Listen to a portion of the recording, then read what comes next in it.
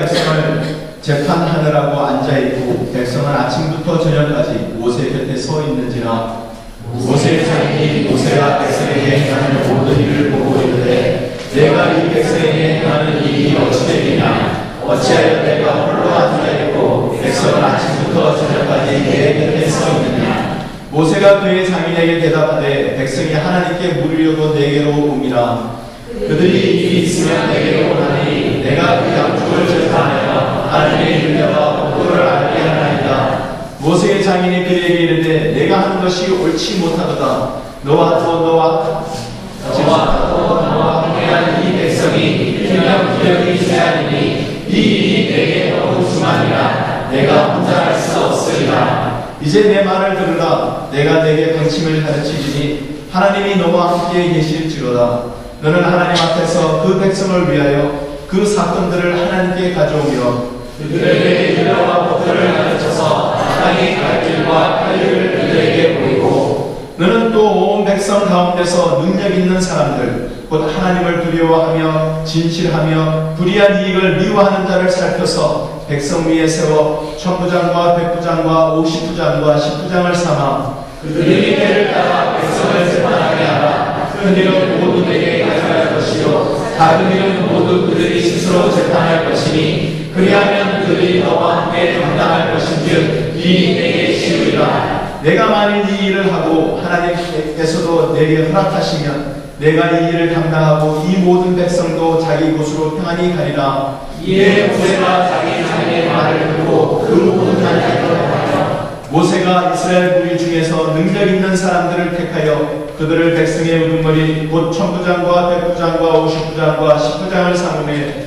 그들의 때를 따라 백성을 재판하되 어려운 일은 모세에게 가져오고 모든 작은 일은 스스로 재판하다. 하겠습니다. 모세가 그의 장인을 보내니 그가 자기 땅으로 가니라. 아멘. 기도하겠습니다. 하나님, 그들이 이제 하나님의 말씀을 듣겠습니다. 하나님 이 시간 친히 오시옵소서. 오셔서 친히 말씀하여 주시옵소서. 친히 오셔서 우리의 마음을 준비시켜 주시옵소서. 하나님의 귀한 말씀, 진리의 말씀, 불변하신 말씀을 인하여 저희들의 삶 가운데 실천하며 하나님 앞에 영광 돌리는 그 하늘에서 우러내리시는 기쁨과 감격이 차오르지는 이 한가운들 될 수 있도록 도와주시옵소서. 예수님의 이름으로 기도했습니다. 아멘. 우리의 자녀들을 볼 때마다 참 그런 말들 하죠. 눈에 들어도 안 아픈 우리 아이들 그런 얘기를 하지 않습니까? 참 그런 것 같아요. 여러분 아버지로서, 엄마로서, 할아버지로서, 할머니로서 우리의 사랑하는 자녀들을 볼 때 어떤 마음이 듭니까? 간절한 마음이 들지 않습니까? 그리고 어떤 것을 바라세요? 우리 아이들 잘 커서 행복하게 기쁘게 하나님께서 약속하셨던 그런 모든 풍족들을 다 누리면서 살 수 있기를 원하는 마음이 다 있지 않습니까? 저도 그렇고 여러분들도 다 그럴 것입니다. 여론조사를 해봤답니다. 한 1000명 되는 부모님들한테 물어봤대요. 여러분에게 있는 마지막 소원이 무엇입니까? 마지막 소원이 무엇입니까? 물어봤더니 1000명 중에 750명이 자녀가 잘 되는 거예요. 자녀가 잘 되는 거예요. 그렇게 답을 했답니다. 부모들은 희생도 다 감당하면서 몸이 분동가인가 나더라도 자녀들을 지켜주고 싶고 자녀들이 하나님 은혜 가운데서 살도록 지켜주고 싶은 것이 우리의 심정인 것 같아요. 하나님도 동일한 심정이에요. 하나님도 우리의 아버지 되신 하나님도 우리를 보시면서 동일한 마음이시죠. 하나님이 우리에게 공내려 주시기를 원하시고 하나님이 예비하신 은혜를 부어주시기를 원하시고 그것을 누리고 살기를 원하세요. 근데 문제는 뭐냐면요, 우리가 기대하는 그 행복과 하나님이 주시고자 하는 그 행복이 다를 때 문제가 생겨요. 그럼 어디에다가 우리가 맞춰야 됩니까? 하나님 내 복에다 맞춰주세요가 맞는 말입니까? 아니면 하나님이 주시고자 하는 그 귀한 은혜와 복을 우리가 깨닫고 그냥 맞춰서 사는 것이 그것이 옳은 방법입니까? 우리는 하나님을 다 이해할 수 없습니다. 하나님의 어리석음이 우리 인간의 지혜보다도 크다고 이야기했습니다. 우리가 다 이해할 수 없는 하나님의 그 깊은 계획, 하나님의 거룩한 섭리, 하나님의 고귀한 그 약속, 그것들을 우리가 깨닫고 그 복을 우리가 누리고 우리의 자녀들도 누리는 그런 귀한 가정이 될 수 있기를 간절히 소원하며 축원합니다. 오늘 말씀에 보면 모세가 이스라엘의 귀한 리더로서 이스라엘 백성들을 쭉 인도해 나가는 믿음의 그 여정 가운데 있습니다. 그 중에서 이드로라고 하는, 즉 모세의 장인이 찾아오게 되죠. 그 장인이 찾아오는 장면을 통해서, 만남을 통해서 참 하나님이 주신 귀한 기쁨을 누렸던 것을 지난주에 함께 나눴습니다. 그 이드로를 통해서 하나님께서 또 역사하시고 또 지혜를 모세에게 전달해 주셨어요. 모세가 하는 일 중에 하나가 뭐였냐 하면, 이스라엘 많은 사람들, 모든 사람들의 어려움이 있고 갈등이 있을 때 그 갈등의 문제를 하나님 앞에 어떤 것이 옳습니까? 라고 가지고 나오면 그 모세가 그 문제를 가지고 하나님 앞에 나아가서 하나님께 해답을 얻고 그것을 사람들에게 전달해 주는 중간 역할을 모세가 했습니다. 쉽게 이야기해서 재판을 했다는 것이죠. 그 재판을 하려면 어떻게 해야 됩니까? 사람에게는 지혜가 있어야 돼요. 여러분, 솔로몬 왕이 그가 왕위에 오른 지 얼마 되지 않았을 때 품에 하나님을 만났죠. 그 품에 하나님을 만났을 때 하나님이 솔로몬에게 물었어요. 네가 원하는 게 뭐냐? 그랬을 때 솔로몬은 왕위에 오르면서 자기의 부귀영화를 하나님께 요청하지 않았습니다. 솔로몬은 하나님께 뭐를 요청을 했어요? 자기는 어린아이와 같습니다. 자기는 아주 어립니다. 무든합니다. 어떻게 이 많은 백성들을 올바로 다스릴 수가 있겠습니까? 하나님, 저에게 이 백성들의 이야기를 들을 수 있는 귀를 주시고 지혜를 주셔서 잘 판단하게 하여 주시옵소서 라는 것이 솔로몬의 요청이었습니다. 그 요청이 하나님 마음에 참 흐뭇했어요. 기쁘셨어요. 그래서 하나님은 솔로몬에게 이 세상의 어떤 누구보다도 뛰어난 큰 지혜를 허락하여 주셨습니다. 그뿐만 아니라 모든 부귀 영화도 솔로몬에게 허락하여 주셨습니다. 하나님께서 모세에게 맡기신 올바로 옳고 그름을 판단할 수 있기 위해서는 하나님이 허락하시는 지혜가 필요해요. 여러분, 오늘날 이 세상은 얼마나 참 악이 그 기세를 많이 발휘하는지 몰라요. 세상은 점점 어두워져 가고 있어요. 진리가 이제 더 이상 진리가 아니에요. 악이 더 이상 악이 아니라 그것이 거짓이 아니라 그것이 뭐 진리로 되어져 가는 그런 세상입니다. 누가 어떤 말을 하느냐, 어떤 언변이 좋은 사람에 따라서 그것이 진리가 아닐 수가 있고 비진리가 진리가 되는 그런 세상을 우리가 살아가고 있습니다. 우리 다음 세대, 우리 자녀 세대에는 그것이 더 심할 것 같아요. 그렇기에 제가 기도하는 바가 있습니다. 우리 자녀들은 참 그 기준이, 스탠다드가, 그가 가지고 있는 측정의 그 측도가 하나님이 허락하여 주신 지혜 가운데서 항상 올바르게 하여 주시옵소서. 그러해야 세상 가운데 어둠 속에서 하나님이 우리를 통해서 세상 가운데 심어놓으셔서 세상의 빛된 역할을 해나가는 그 역할들을 감당할 수 있지 않겠습니까? 점점 더 어두워져가는 세상 가운데 우리 다음 세대, 우리 자녀들, 우리의 손주 때에는 더 그것이 필요하지 않겠습니까? 더 우리가 열심히 기도해서 우리 다음 세대에는 그 하나님이 맡기신 빛의 역할을 잘 감당하는 자녀로서 세상 가운데 기준을 흔들리지 않고 딴 사람의 영향받지 않고 악의 영향받지 않고 세대에 물들지 않고 온전히 하나님이 허락하여 주신 그 지혜로 올바로 판단하며 옳고 그름을 잣대를 정확하게 가르쳐줄 수 있는 그런 귀한 우리의 자녀를 키워야 되겠습니다. 그럴 때 하나님께서 우리의 자녀들에게 맡겨준 그 역할들을 잘 감당할 수 있을 줄 믿습니다. 세상에서 가장 행복하게 사는, 가장 의미있게 사는 게 하나님이 맡기신 나의 삶의 그 계획대로 그 짜놓으신 청사 찾은 대로 그 목적을 이루면서 사는 것, 그것보다 더 큰 축복은 없습니다. 여러분, 자기에게 해야 될 일이 아무것도 없을 때 찾아오는 그 무의미함과 그 찾아오는 좌절감, 여러분 경험해 보셨어요? 하나님이 우리 이 세상에 아직 살려놓으신 것은 우리를 통해서 하나님께서 맡기신 그 일들이 있기 때문이에요. 그 맡기신 일들, 그 삶의 목적을 정확하게 찾아서 이루어내는 그것보다 더 큰 축복은 없습니다. 우리의 사랑하는 자녀들도 하나님께서 맡기신 그 일들을 감당해내는 귀한 하나님의 일꾼들 될 수 있기를 간절히 소원하는 마음이에요. 그 마음으로 우리 자녀들을 양육할 수 있기를 간절히 소원합니다.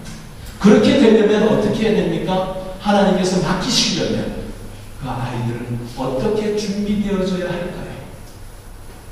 오늘 말씀에 보면 이드로가 준 지혜의 그 지혜의 그 규례가 있습니다. 그래서 모세로 하여금 능력 있는 사람, 하나님께서 맡길 수 있는 능력이 있는 사람, 그 사람을 선택해라라고 이야기합니다. 그 선택의 기준이 뭘까요? 말 잘하는 거요? 똑똑한 거요? 아닙니다. 오늘 여기에서 21절의 말씀을 통해서 세 가지로 우리에게 주시는 하나님께서 찾으시는 능력 있는 사람의 qualification, 그 자질에 대해서 이야기를 하고 있습니다. 그 첫 번째는 하나님을 두려워하는 것.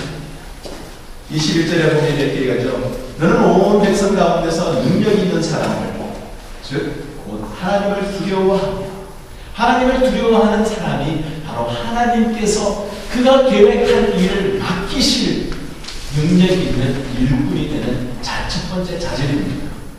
하나님을 두려워한다.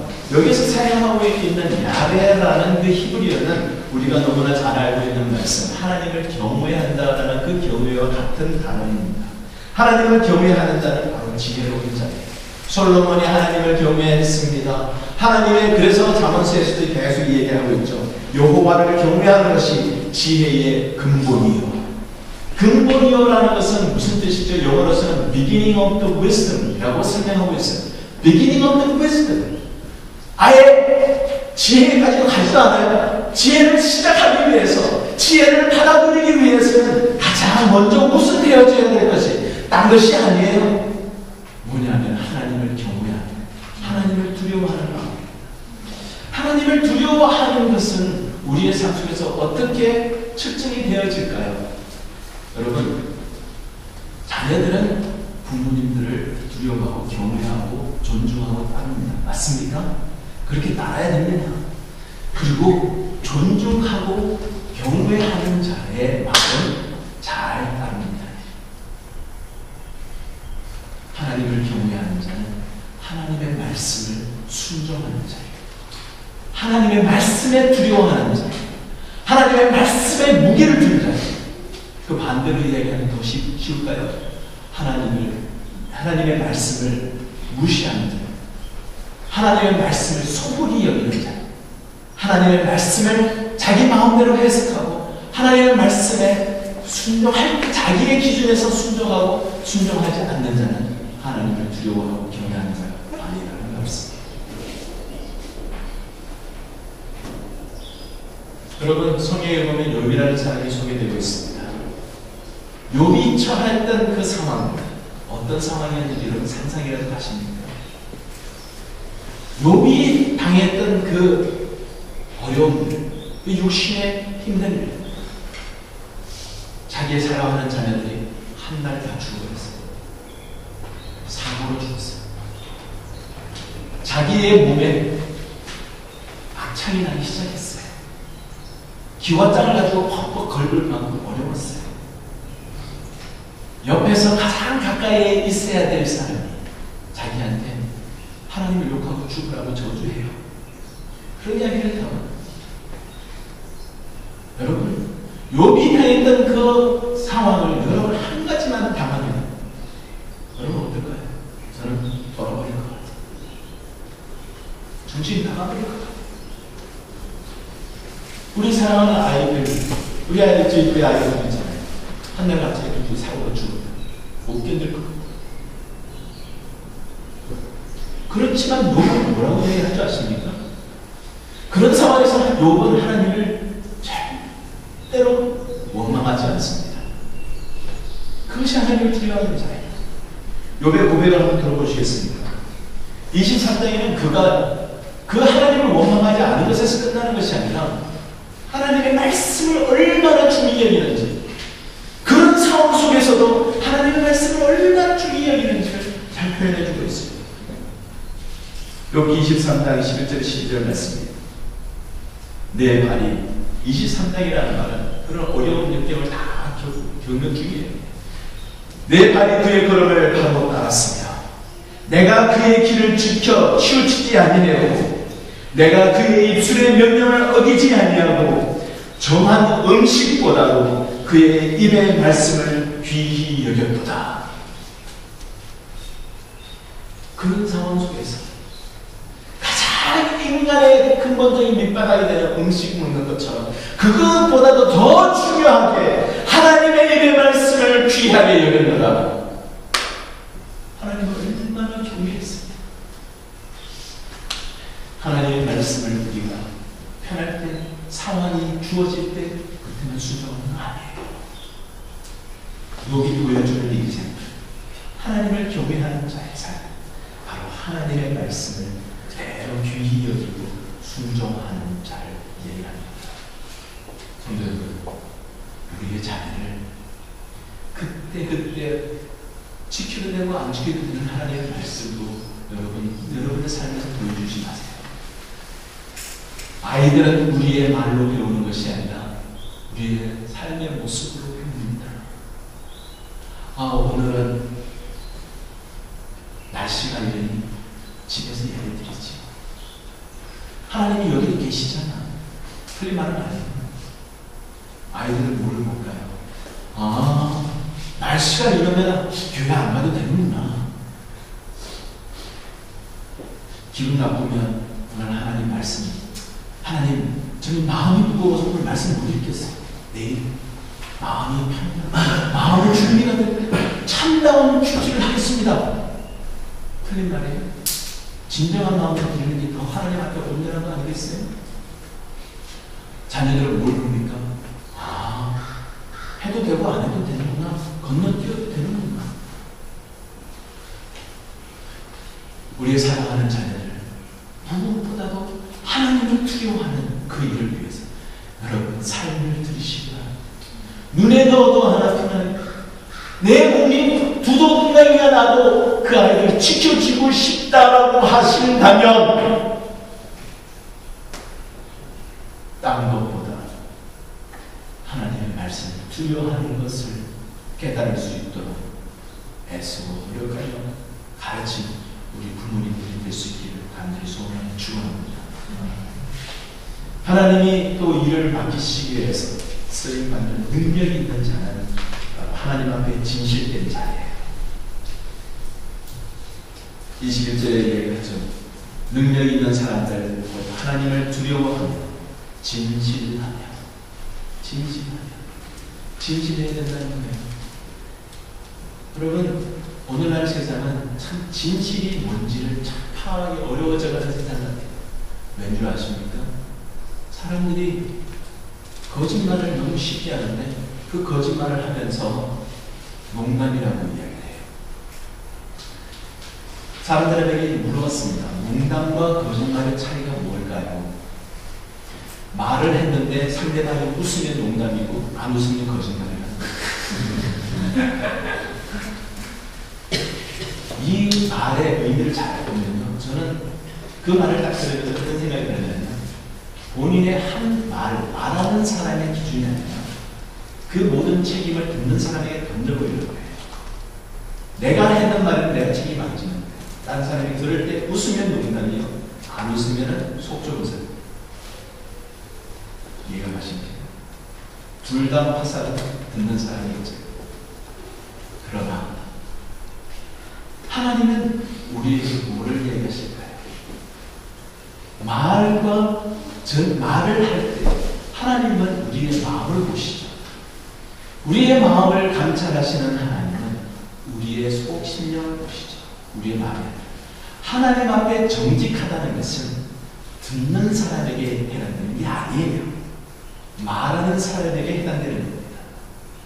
상대방이 어떻게 듣든 내 속에 있는 것을 겉으로 그대로 표현하는 것이 진실입니다. 이해가세요? 물론 내가 올바로 이야기했는데, 진실대로 이야기했는데 상대방이 들으면서 오해할 수 있어요. 그렇지만 그것은 여전히 진실이에요. 그런데 하나님의 은혜는 거짓말을 했는데, 살짝 속여서 이야기했는데, 불려서 이야기를 했는데 상대방이 올바로 이해를 했으면 그건 하나님의 은혜지, 그건 진실이 아니에요. 우리에게 책임이 있는 것은 바로 진실을 이야기하는 겁니다. 사실을 사실대로 이야기하는 겁니다. 내 마음을 내 마음대로 이야기하는 거예요. 그럴 때 오해가 없어요. 그럴 때 아플 수는 있지만 치유가 있어요. 오해가 있고 거짓을 이야기하면 그것을 덮어야 되고 또 감추어야 돼요. 그러면 오해가 오해를 사요. 그러면 덮어야 되고 회복이 있을 수가 없습니다. 모르는 게 아니라고요. 속이는 건 필요의 악이라고요. 아니에요. 성경은 그렇게 가르치지 않습니다. 세상에 하는 일에 기죽이지 마세요. 성령이 말씀하고 있는 우리에게 하시는 말씀을 들으시기 바랍니다. 우리는 진실된 말만 하는 우리의 삶이 될 수 있기를 바랍니다. 아멘. 마태복음의 5장 37절에도 이야기하죠. 현대인의 성경을 이렇게 얘기합니다. 너희는 그저 예할 것은 예하고 아니요 할 것은 아니요라고만 말하라. 그 다음에 나오는 말씀이 뭔지 아십니까?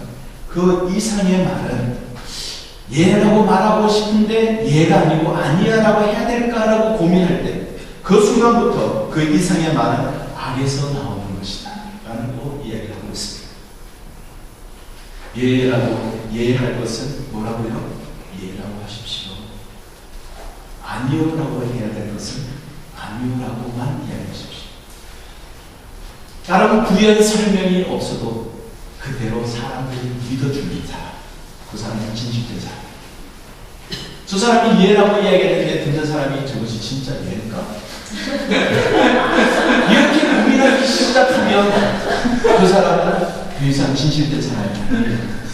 얼마나 슬픈지 모릅니다. 이 진실되다는 이 단어 있죠. 21절에 나오는 진실되다는 이 단어를 원어에 찾아보면 에멧라는 단어인데 그 단어가 유래된 원어가 뭡니까? 어떤 단어인 줄 아십니까? 아만이라는 단어예요. 아만에서 나온 단어가 뭔지 아세요? 아멘. 어떤 한 사람을 보면서 그의 삶을 통해서 그의 말을 통해서 우리가 아멘 할 수 있는 사람, 그 사람이 바로 진실된 사람이에요. 삶을 통해서 그의 행실을 통해서 아멘 믿습니다. 하나님이 그 가운데서 역사하시는 줄 믿습니다. 아멘 할 수 있는 사람, 그 사람이 진실된 사람이에요. 우리의 자녀를 그렇게 키울 수 있으면 얼마나 좋겠습니까? 우리의 삶으로 아이들에게 가득 차야 되지 않겠습니까? 아이를 우리에게 맡겨주시면서 그렇게 키우라고 맡겨주시고 우리 사랑하는 아이들을 아멘의 사람으로 키울 수 있기를 바랍니다. 아멘. 그럴 때 온전한 진실을 말하는 자요, 진실된 자요, 하나님 앞에 귀하게 쓰임받는 하나님의 능력의 사람이 될 줄 믿습니다. 아멘. 세 번째는 21절에 이야기를 합니다. 하나님을 두려워하며 진실한 것뿐만 아니라 불의한 이익을 미워하는 자를 세워라. 그 자가 능력이 있다. 불의한 이익을 미워하는 자. 여기에서 불의하다는 그 단어는 사전에 보면 어떤 의미냐면 자기가 올바른 방법이 아닌 방법을 사용한다는 것을 의미하고 있어요. 자기가 가지고 있는 authority, 권력을 사용한다는 의미예요. 무슨 말인지 이해하십니까? 하나님이 주시는 은혜가 아니고 인위적으로 자신이 원하는 이기적인 마음의 동기로 인하여서 어떤 것을 가지는 것을 모든 것을 가리켜서 불이한 방법으로 얻는 이익이라고 이야기합니다. 무슨 이야기예요? 내 이기적인 모든 것에서 시작해요. 주의해야 된다. 쉽게 이야기해서 성경에도 나오는 단어 중에 하나가 여기에 해당하는 것이 뇌물입니다. 뇌물을 싫어해야 된다. 출애굽기 23장 8절에 뭐는 어떤 말씀입니까? 너는 뇌물을 받지 말라. 뇌물은 밝은 자의 눈을 어둡게 하고 의로운 자의 말을 굳게 하는. 세상 가운데서 빛으로 살기 위해서 참과 거짓을 구별해야 되는 사람이 올바른 것을 올바르다고 얘기하고 잘못된 것을 잘못됐다고 얘기하면서 재판해 줄 수 있어야 되는 그 역할을 맡기는 길을 원하시는데 하나님, 그 역할을 해야 되는 사람이 불이한 이익을 받았어야 되겠습니까? 성경은 얘기하지 않습니까? 그런 것을 받을 때 우리의 눈이 어두워지고 우리의 말이 올바르지 않고 굳게 되어버린다고요. 여러분, 조금이라도 요행스럽게 자기에게 주어지는 이익은 마다하실 수 있기를 바랍니다. 절대로 받지 않으실 수 있기를 바랍니다. 그때 온전한 우리가 하나님이 쓰실 수 있는 능력 있는 삶을 쏟아질 줄 믿습니다. 그냥 방관하는 것만으로는 안 돼요. 방관하는 것만으로는 내가 한 거 아니에요. 저 사람이 어떻게 해주고 내가 할 수 없이 어떻게 하다가 그런 핑계가 안 된다는 얘기예요. 그래서 오늘 본문 말씀에는 뭐라고 얘기해요? 불이한 이익을 미워하라고. 이거는 액티브 룰러예요. 능동적인 단어라는 것입니다. 수동적인 의미가 아니에요. 미워하는 거예요. 그래서 불이한 이익을 능동적으로 막고 안 하도록 하고 하는 것을 이야기하는 것입니다. 여러분, 혹시 만약에 우리 아이들이 가게에 갔다가 뭐를 보고서 있다가 자기도 모르게 주머니에 넣었다가 그냥 잊어버리고 갔다. 집에 왔었을 때 엄마 어떻게 여기 나왔는데? 그랬을 때 여러분 어떻게 반응하십니까? 하나님 은혜가 있는 거 아니잖아요.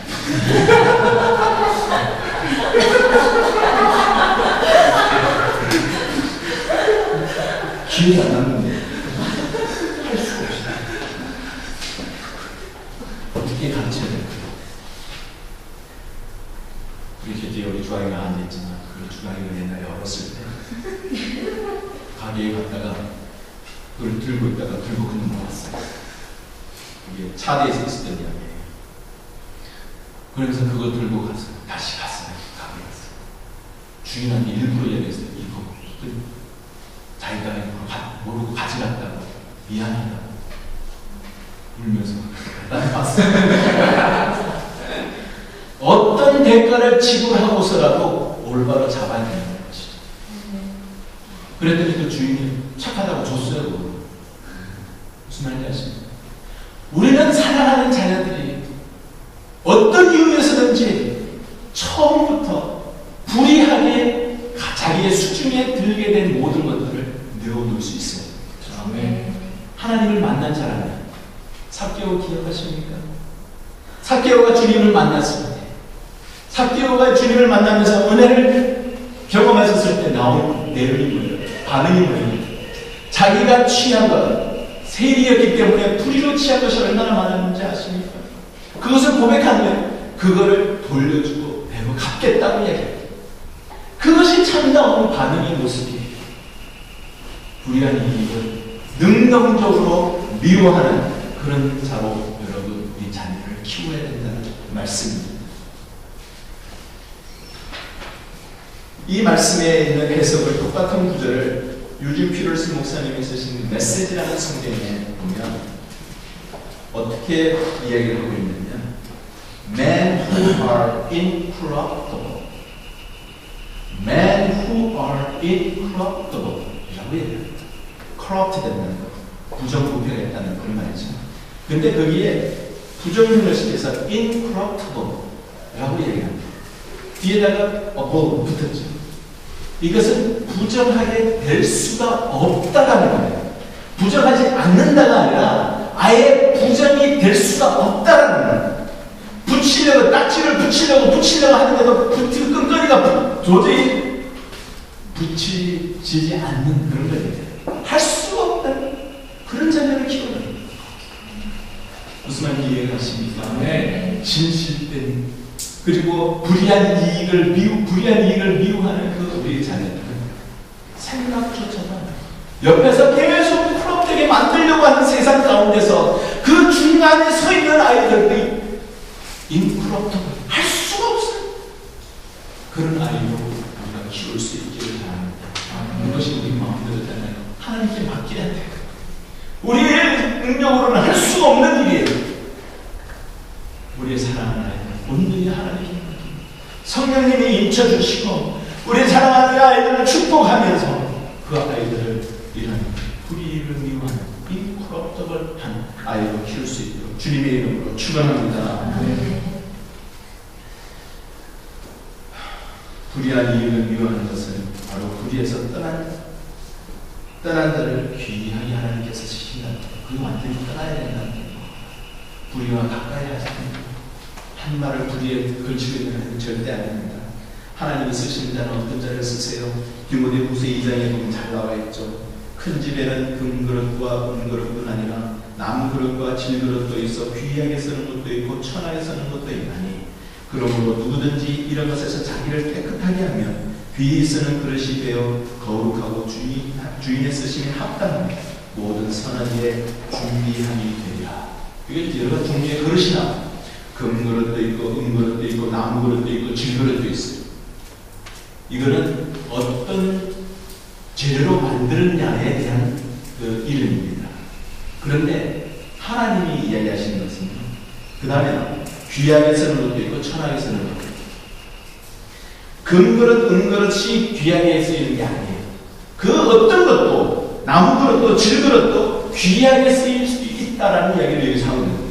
그뿐만 아니라 어떤 자질로 만들어졌든지 상관없이 그것이 색이나 모양이 어떠하든지 겉으로 보기에는 어떠한 모습이든지 상관없이 어떤 배경에서 나왔든지 어떤 지방이었는지 상관없이 어떤 학교를 나왔는지 상관없이 하나님이 귀하게 쓰는 사람은 따로 있다. 하나님이 귀하게 쓰지 않는 사람이 따로 있다. 어떻게 해야 된다고? 깨끗하게 해요. 금그릇이라고 작은 게 아니라 환경이 좋은 데서 있다면 그 좋은 게 아니라 하나님이 그런 순서로 쓰시는 게 아니라 대신에 온전히 자기 자신을 깨끗하게 하는 그 사람들만 하나님께서 귀하게 쓰신다고 얘기합니다. 디모데 2장 19절에 바로 아까 지금 말씀드렸던 그 그릇에 대한 그 앞구절에 보면 이런 이야기를 하죠. 주의 이름을 부르는 자마다 불의에서 떠날지어다. 불의에서 떠날지어다. 그리고 난 다음에 한 이야기가 그런 이야기예요. 불의에서 떠난 자, 온전히 깨끗하게 한 자, 그런 자만이 하나님 앞에 귀하게 쓰임 받는 준비된 능력 있는 사람이 된다는 말씀입니다. 성도 여러분, 여러분 삶에서 하나님 앞에 귀하게 쓰임 받고 싶지 않으십니까? 그 감격을 누리고 싶지 않으십니까? 우리의 사랑하는 자녀도 온전히 하나님 앞에 쓰임 받는 복된 이 세상에서의 참된 100%의 의미를 다 경험하는 그런 자녀가 되기를 원하지 않습니까? 그렇게 하기 위해서 하나님이 원하시는 그 기준, 바로 하나님을 두려워하고 진실되고 불의한 이익을 미워하는 그런 자녀로 양육하며 우리의 삶으로 본을 보이며 양육하며 소원하는 저와 여러분이 되기를 주님의 이름으로 축원합니다.